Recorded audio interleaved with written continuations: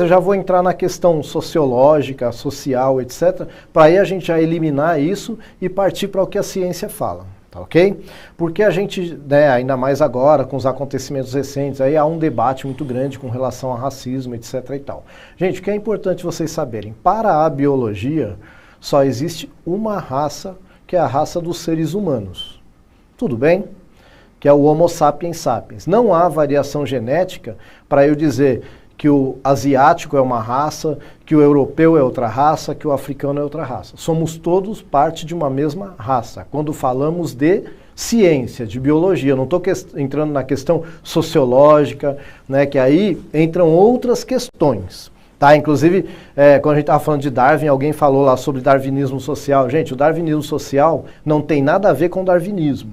Tá?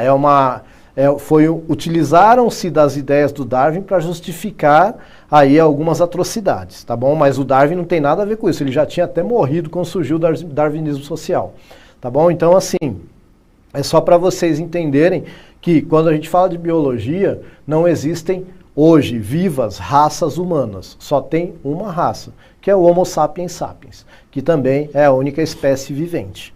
Então, neste caso, é uma espécie e uma raça. Tudo bem? Não há variação genética para eu dizer que existem várias raças de seres humanos. Hoje, vivas, só tem uma raça. Tudo bem? Bom, isso tem que ficar bem claro quando a gente está falando de biologia, ok? Não há essa diferenciação.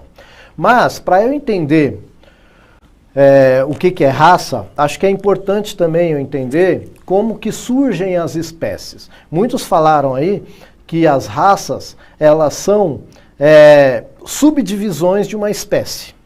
Perfeito, gente, maravilhoso. Mas da mesma forma que surgem as raças, surgem as espécies, tá bom? Quando a gente fala, por exemplo, de raça de cachorro, igual teve uma colega que contribuiu aí muito bem, tem muito a mão do homem. Tá, eu quero um cachorro que seja bom para se enfiar em buraco de tatu, porque eu gosto de caçar tatu. Aí eu vou escolher lá uma fisionomia, né, de um animal, uma forma, uma morfologia de um animal que se enfie melhor em buraco. E aí eu vou começar a cruzar machos e fêmeas que têm essa característica até surgir a característica que eu gosto. Tá? Isso que eu estou falando é o exemplo de uma raça de cachorro que é o Dachshund, que o pessoal conhece como COFAP, né?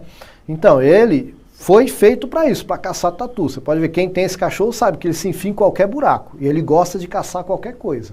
Né? Então é só para dar um exemplo, mas isso foi uma seleção artificial, foi criada pelo homem, tá bom? Ele escolheu a característica, ele foi cruzando até chegar aí.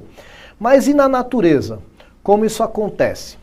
Bom, o Darwin, ele falou o seguinte, a gente tem que lembrar que as ideias do Darwin foram unidas à ideia da genética, tá, ok?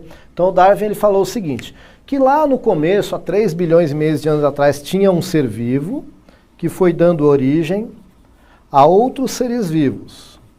Se você der uma olhadinha aí nesse primeiro slide aí, então eu peguei uma foto de um cardume de peixes qualquer, certo?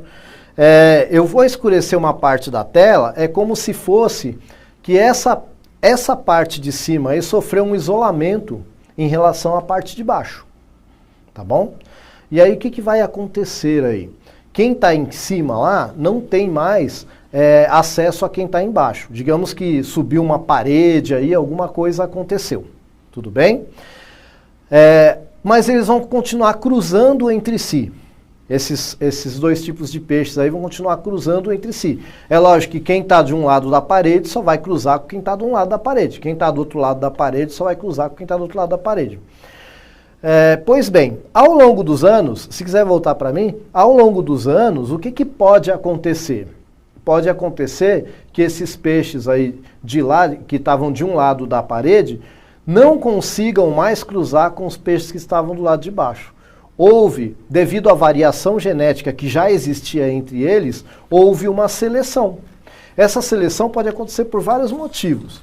Digamos que a água que ficou mais escura, ela tenha, sei lá, uma acidez maior, né, a gente chama de pH, então ela vai ter um pH menor, uma acidez maior, do que os peixes que estavam embaixo. E aí aqueles peixes que estavam ali na acidez maior não conseguem mais viver num lugar onde tem acidez menor. É um exemplo, tá? Vai chegar um momento que de tanto eles cruzarem entre eles e os peixes que estão embaixo também cruzarem só entre eles ali, pode haver uma pequena mutação genética que ainda permita que eles cruzem, aí vai surgir o quê? Uma nova raça, porque eles ainda vão conseguir cruzar e ter filhotes. Tá? Se a gente voltar para a história do cachorro, se você pegar um cão Dachshund e cruzar com um pastor alemão, dá filhote, porque eles são da mesma espécie, apesar de serem de raças bem diferentes. Então, o que vai determinar uma espécie? Isolamento reprodutivo. Alguém já falou aqui no chat. Tá? Então, cruzou, não conseguiu mais ter filhote, houve o isolamento. Surgiu uma nova espécie. Tá? Quem que determina as características dessa espécie na natureza?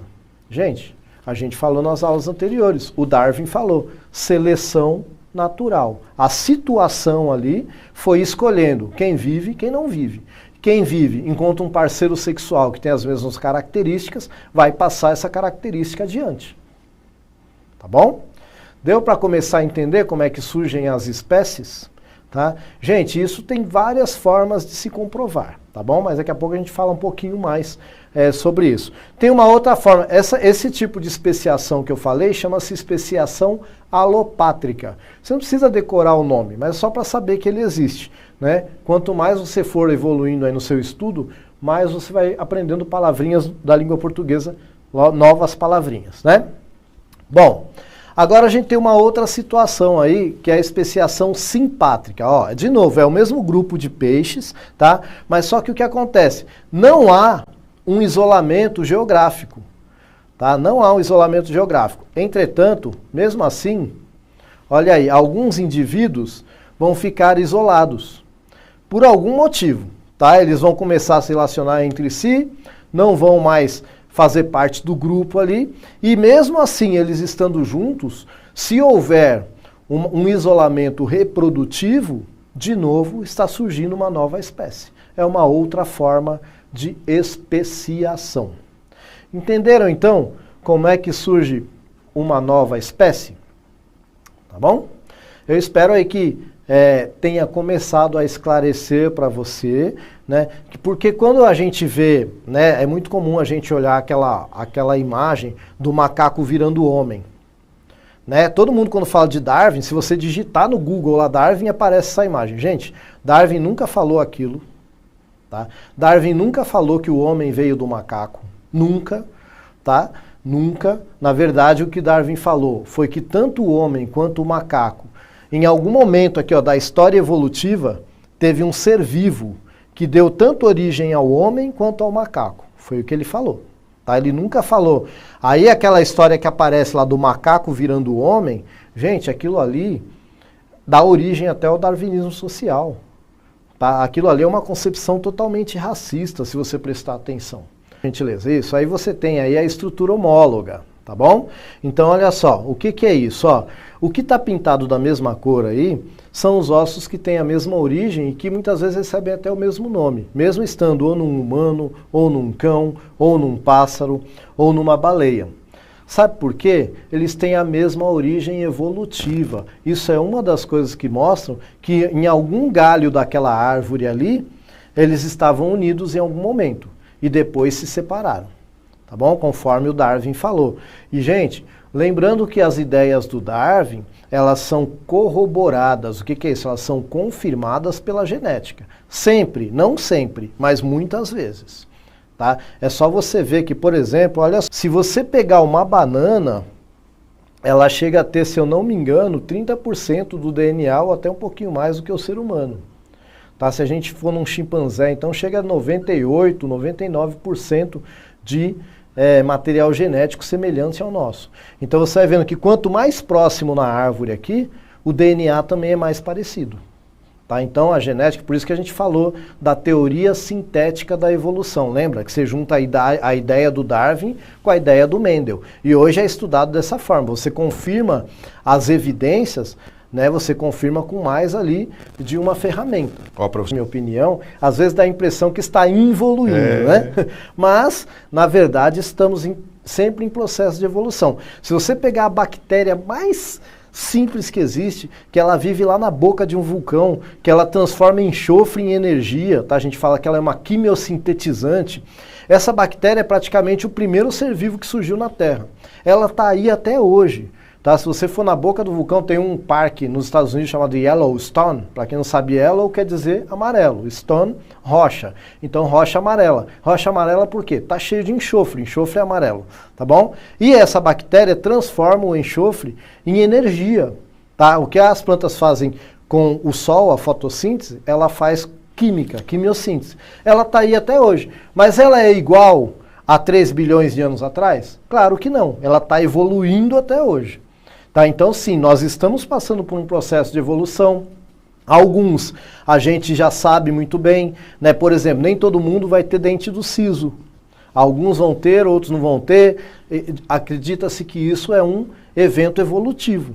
A evolução ela pode ser muito demorada e ela pode ser muito rápida.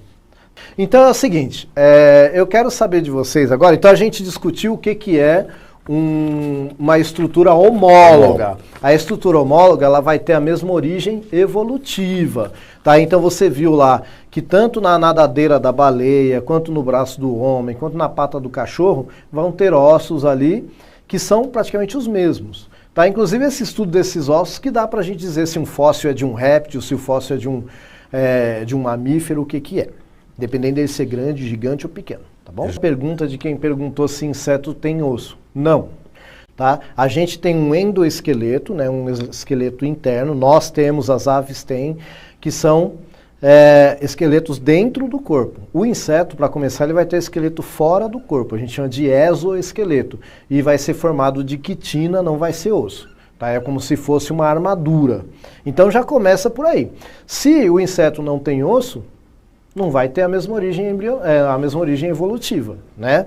Então, quando um órgão ele faz a mesma função, mas ele não tem a mesma origem, aí a gente fala o seguinte, ó, que ele é um órgão comparado. Tem uma palavra que a gente usa para comparação que chama analogia. Ah, eu vou fazer uma analogia aqui, aí você faz uma comparação. Então o nome que a gente usa é órgão análogo. Por que análogo? Porque apesar deles terem a mesma função, eles vieram de origens evolucionárias diferentes.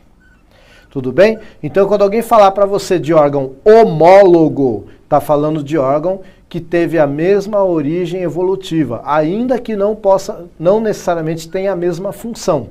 A gente viu lá braço, asa, nadadeira, mas veio da mesma origem evolutiva. E quando, apesar de ter vindo de origem diferente, tem a mesma função, como é o caso aí da asa do inseto e da asa das aves, aí a gente chama que ele é análogo. Tudo bem, meus queridos? Professor, primeira pergunta aqui, ó. O quê? Vestígio da evolução. Eu vou dar um exemplo nosso, tá? Seres humanos. Ó, a gente tem esse ossinho aqui, que é o cóccix. Tá vendo? Isso aqui é uma cintura, ó, você tem aqui um fêmur, tal, você tem um pezinho, e aqui você tem o cóccix, que é o finalzinho da coluna. Isso é uma cauda, é um vestígio de uma cauda. Tá? Hoje isso aqui não tem muita função, tá bom? Tem um pouquinho de equilíbrio, tal. Se você quebrar o cóccix é complicado para andar. Outro, ó, pode colocar o slide aí. Eles não têm muita função, tá? Mas já tiveram. Então eles provam que nós evoluímos de um outro animal que tinha cauda, que de repente tinha um sistema digestório diferente. Tá bom? Eu acho que não entrou o último slide, mas para a gente só encerrar aí, ó. Então, só para você dar uma olhadinha aí no órgão, tá bom? Então tem aí o apêndice e você tem aí também o cóccix, tá bom? Especiação é o processo ou o conjunto de processos que dará origem a uma nova espécie. Estruturas homólogas são estruturas que têm a mesma origem evolutiva, porém possuem funções diferentes. Estruturas análogas possuem funções idênticas e origens diferentes. E órgãos vestigiais são vestígios de evolução. E assim